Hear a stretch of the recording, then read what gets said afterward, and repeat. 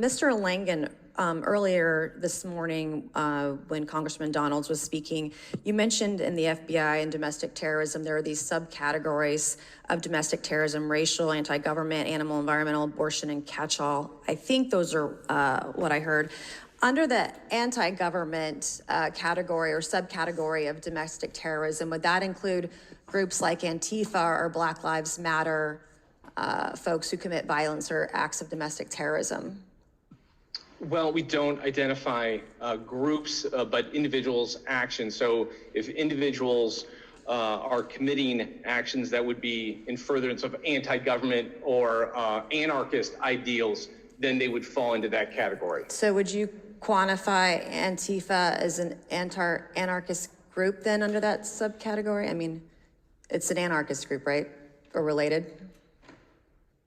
There are individuals, I think the director has previously described them as a movement, and there have been individuals that have associated or identified with Antifa that have conducted violent acts that we would categorize as anarchist.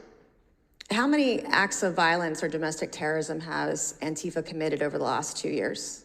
Since we don't categorize Antifa, nor do we calculate or collate information regarding Antifa, that movement, we don't have that. In 1933, at the direction of the COMINTERN in Moscow, Communist Party USA formed the American League Against War and Fascism, patterned after Antifa, formed in Germany in 1932. The American League Against War and Fascism was a communist organization. It was to become Antifa in the United States.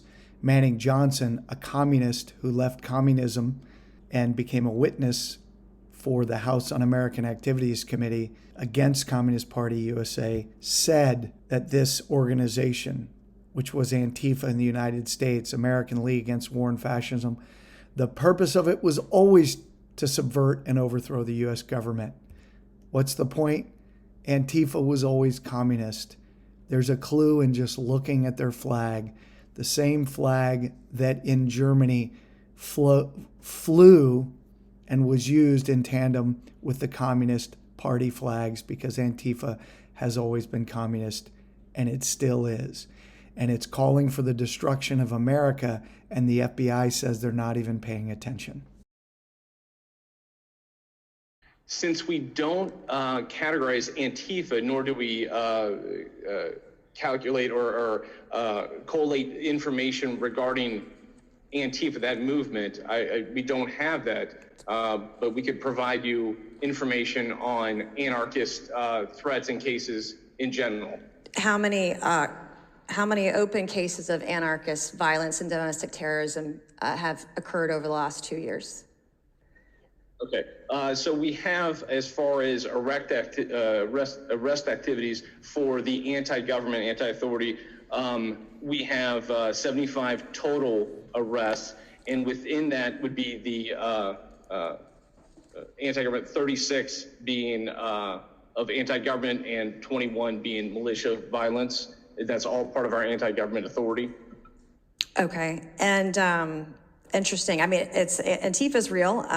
It's not a myth. I have been a victim of some of the anarchist Antifa type of activity, violence, whatever you want to call it.